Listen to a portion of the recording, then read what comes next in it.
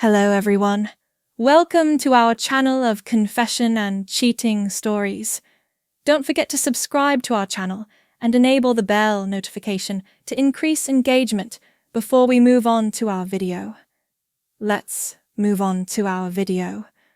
I never imagined feeling this way. I believed my life with Felipe was perfect, but things started to change over the time.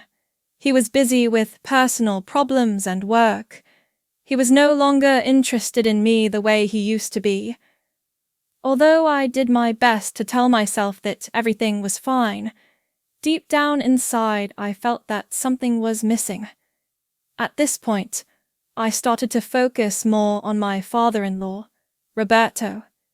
Even though he had been there from the beginning, I only saw his affection as affection. Suddenly, however, I started to notice things that I had never seen before. Roberto, who was older, was constantly checking on me to see how I was doing and if I needed anything. I'm not sure when it started, but when I was with him, I began to feel different. I thought that when he looked at me, he saw something that Felipe had missed. I made an effort to ignore these thoughts, but I was afraid of the desire that was growing inside me. How could I feel this way about my husband's father?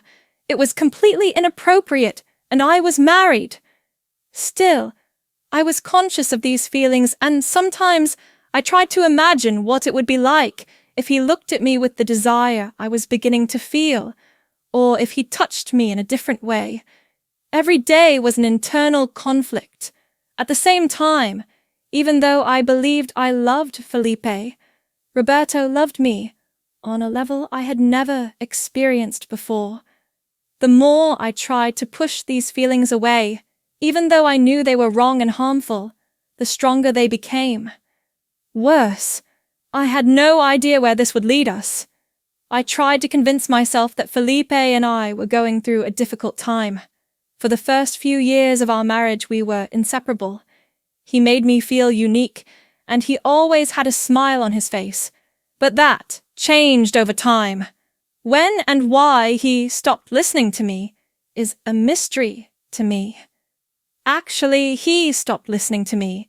It could have been because of work or because he was tired. After work, Felipe throws himself on the couch, turns on the TV, and goes to bed. When I try to talk to him and share my feelings about the day, he doesn't seem to listen to me. Sometimes he mumbles a nonsensical response to cut the discussion short. Even though he was with me, I still felt lonely. I began to feel the effects of his neglect. Although I did my best to keep the house clean, to take care of myself, and to be a good wife, I felt that nothing I did was enough. Felipe was away and busy most of the time. I knew he had no intention of filling the void. Our time together was no longer as bright as it used to be, yet Roberto still saw me and Felipe ignored me. No matter how much I tried to ignore it, it made a difference because when I was at his house, he would always talk to me and ask how I was. Roberto seemed to give me the love and attention I craved, even though I knew it was inappropriate to feel this way. It was the first time in a long time that I felt that someone really cared about me. As much as I didn't want to admit it, I began to wonder why I was still with Felipe. Was I afraid to admit that our marriage had failed? Or was it love? Felipe didn't seem to see that we were drifting away from each other. I unconsciously began to drift away from him because he was busy in his own world. Roberto was there, slowly filling the void that Felipe insisted on leaving behind, and the love I had felt had now turned into disappointment and longing. I wanted to think that it had all started so innocently, that although Roberto had always been helpful, his help had unexpectedly gone beyond my expectations. Roberto was always there for me when I needed him, listening attentively, guiding me and making me feel that I was not alone. One day, after a fight with Felipe, I went out into the garden and wanted some time alone. I felt frustrated. I was tired of trying to maintain a failed marriage. When Roberto approached me, I thought he was going to say something about Felipe. He asked me how I was, which surprised me because I expected him to defend his child. Once we started chatting, I felt for the first time in a long time that someone really cared about my situation. He wasn't telling me I was exaggerating or judging me. Instead, he paid attention to me and sometimes said something to help me understand. It seemed unbelievable to me that my husband's father was providing the help that Philippe should have been providing for me. These discussions became more frequent over time. Even though I knew it was risky, I began to trust Roberto because he was always there to listen to me and understand how I felt.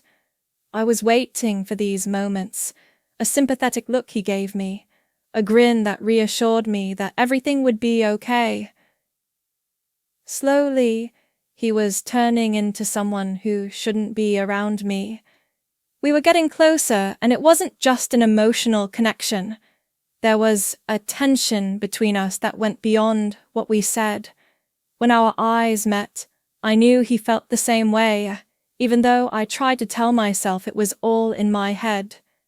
No matter how much I tried to ignore it, it was getting stronger every day. There was something there, something we couldn't escape from. When I got to that stage, I knew we had crossed the line, but it was as if I had gone too far. I wanted the tenderness and care Roberto showed me. I couldn't stop, and the scary thing was that he didn't want to stop either, even though I knew it was wrong and we were going in a dangerous direction. How could I go on? Things were not going well in my marriage. Deep down, I missed my time with Roberto, but I had no idea where this was going. One thing was certain. Something was going to change, and I wasn't ready to face the consequences. I can pinpoint the exact moment when Roberto and I had a completely different dynamic. No matter how strong he was still somehow in control. Just looks, words, and unspoken communication. However, at that moment, I had the impression that it was possible to let go. I believed that our feelings were a representation of my marriage. In the back of his mind, everything was going wrong, but that night, everything turned upside down. Felipe was working late as usual, and I had endured all day his indifference, my loneliness, and the stress of maintaining a failed relationship. It was not unusual for Roberto to invite me to his house for dinner, but the mood that night was different. Maybe it was the way he looked at me. Maybe it was because I couldn't suppress my feelings any longer. Although the dinner was pleasant, there seemed to be a tension between us, as if every expression had a hidden meaning, like a black shadow. Each look was a little longer than usual. Even though I tried to deny it, I could feel my pulse racing, and I knew something was going to happen. After dinner, we moved to the couch to continue our conversation. As usual, the discussion flowed easily, but the intimacy between us was different. I was doing nothing to stop Roberto from getting closer to me. My heart was pounding and my hands were sweating. How could this have happened then? Without me even realizing it, he came closer, and I felt his warmth on my skin, and in that moment, he kissed me. Not suddenly or forcefully, but softly, as if he wasn't sure if I really wanted it. I didn't want to stop kissing him, even though I knew it was wrong. I should have left, but all my anxiety and shame disappeared in that moment. All I experienced was the feeling of being wanted and the warmth of a kiss I hadn't had in a long time. After what seemed like a lifetime, silence returned as we pulled back. As we exchanged glances, we both knew there was no going back. We couldn't pretend it hadn't happened since the line had been crossed. Stood there for a while, unable to think of anything to say, my pulse racing. Without saying anything, he looked at me with an intensity that made me feel vulnerable. I was aware that this was the moment, and that I was entering dangerous territory.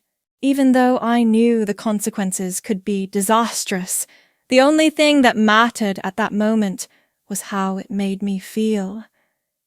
After that kiss, my head was in a war zone, and I kept thinking about what had happened and what I had done. I was a woman trying to maintain a marriage that no longer satisfied me, and Philippe was my husband. But I was the careless one who gave in to forbidden desire. He was so far away that he didn't even realize that something was wrong. How could I hurt him in this way? Despite all his shortcomings and indifference, I still felt desire for my husband. Every time I thought of Roberto, my body had an uncontrollable reaction. I tried to put out the fire that kiss had started inside me, but it only grew stronger. It was hard for me to run away and forget what had happened. I would never forget the feeling of Roberto's lips on mine when I closed my eyes. It's a painful cycle. During the day, I try to pretend that nothing is wrong and everything is normal. Despite my efforts to resist, desire continues to consume me. I'm also aware that the connection between us is more emotional than physical. I hadn't felt anything for a long time until Roberto made me experience it. He was aware of our relationship and struggled with desire and guilt as I did. Our eyes still spoke more than words. Our conversations continued, and the tension increased every time we were alone. No matter how hard I tried, I couldn't ignore the fact that I knew we were moving towards something bigger. With each day that passed, an unseen force seemed to bring us closer together. Even though the need was greater, the guilt was worse.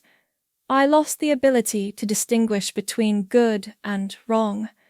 All I knew was that, despite the pains, I wanted to live it again. I wanted to experience Roberto's touch and his passion for me once more, something Felipe had never experienced. Meanwhile, my anxiety of being discovered was suffocating me. I was caught between desire and guilt, and I didn't know how to get out of it, even though I knew that if Felipe found out, everything would be ruined. I realized that this couldn't go on forever. Roberto and I were getting more and more tense, and the lies were getting more and more frequent. Every time Felipe and I left the house, we found a new reason. I couldn't stop, even though I knew everything was going to explode. There was a strange atmosphere in the house. Philippe seemed colder than usual, and I could tell he was suspicious, even though I did my best to pretend that nothing was wrong. His behavior changed, even though he kept quiet. When he came home, he looked at me differently. He looked at me as if he was trying to solve a puzzle that needed to be solved. After a long period of silence, Felipe asked me a question one night on the couch that left me speechless. Even though I wanted to answer calmly, my heart started to race, and I couldn't speak. He was looking at me, waiting for me to answer, but there was nothing I could do but turn away. He was clearly aware, maybe not of the details, but he was aware that something was wrong, something that could not be justified by mere reasons. Later, he informed me that he had seen my detachment. He said that he noticed that I was going out more often, and that I was changing, that I was becoming colder and less interested. Little by little, he began to connect the dots. The hardest part was when she said, "I saw the way you looked at Roberto." I knew there was no going back from those words that kept repeating in my head. I had nowhere to hide, and Felipe knew everything. The ground shifted beneath my feet. Despite my desire to deny and protect myself, the truth was between us, inescapable and naked. Felipe made no sound. He didn't shout. He just looked at me. Worse than anything he could have said was the look of disappointment and grief in his eyes. In that moment, I realized that everything had changed and that the silence between us was overwhelming.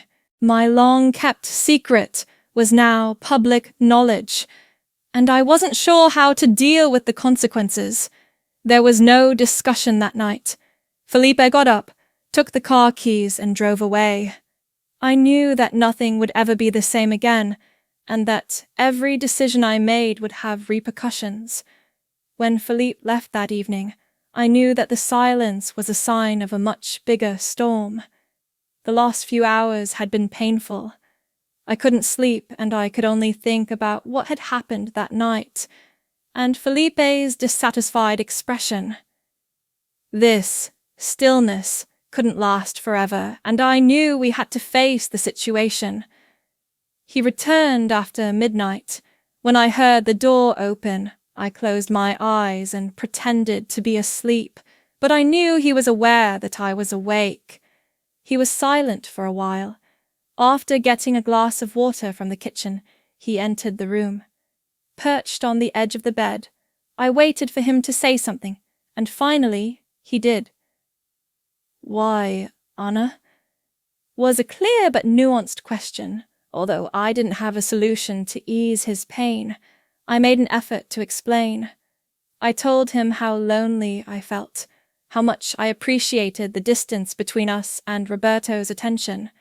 Felipe thought my honesty was a weak explanation. "He is my father," he said. I could only imagine how he felt, because of the obvious anguish in his voice. This was something much more serious. A simple betrayal between a husband and wife. Felipe and Roberto's relationship was suffering as a result of the breakdown of the family trust.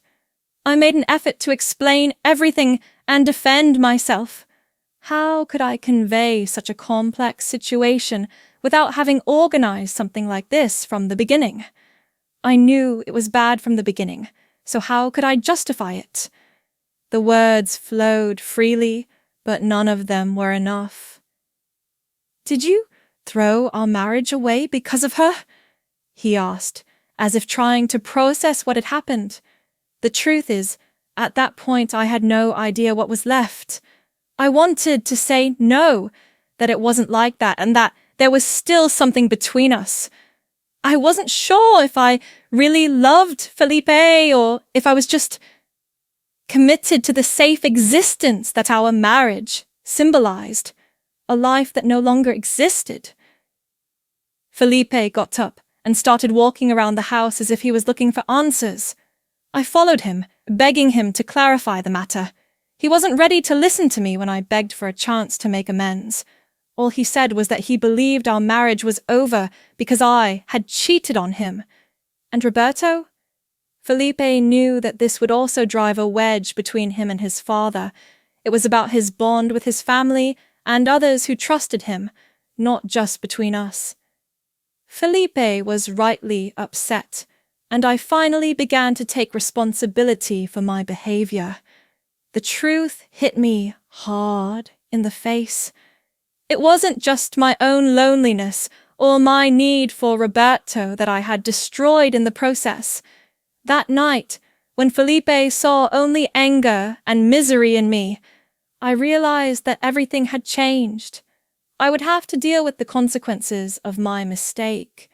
The days that followed that night were nothing but a nightmare. Felipe didn't say much. At home, the air seemed oppressive and intense. It felt as if we were in a bubble of tension about to burst. Despite my efforts to communicate with him and find a solution, he became more and more withdrawn. He seemed to be making a choice, but he didn't want me to be involved. Roberto disappeared too. We never spoke again after what had happened. I was aware that his relationship with Felipe had been ruined by the situation. I was responsible for all the turmoil in the family. I would carry the burden of that guilt for the rest of my life. A few weeks later, Philippe finally called me one morning to talk. He seemed calm, but this calm was risky. "I can't go on like this," he said. "Anna, I know what you mean." He was offering me an opportunity to part ways with him. He didn't believe that our marriage could be rebuilt, and it was in ruins. I sobbed and begged for another opportunity. I swore I would do my best and do everything I could to keep our marriage together. But in my heart, I knew he was right. Something had been shattered between us that could not be repaired. What we had before was gone, and there was no going back.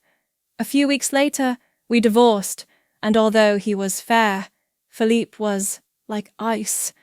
I didn't really expect him to forgive me, and I knew he would never do that. I didn't forgive myself either. I had to face the fact that my decisions had destroyed my dreams. After that, I never saw Roberto again. I'm not sure how he dealt with it. He and Felipe may never have spoken again. For me, he became a ghost, a terrible memory of an unjust event. In the end, I was alone. The emptiness and longing that Roberto temporarily filled was not worth losing everything I had. I had to somehow move on, learn from my mistakes, and try to live with the consequences of my decisions. It taught me that a forbidden and secret desire, despite its apparent excitement, is in fact only a sign of a deep and permanent decline, and I am now living proof of that. This is the end of our story of infidelity. Don't forget to subscribe to our channel and activate the bell notification to be notified of our stories before anyone else. See you in our next cheating story. Goodbye.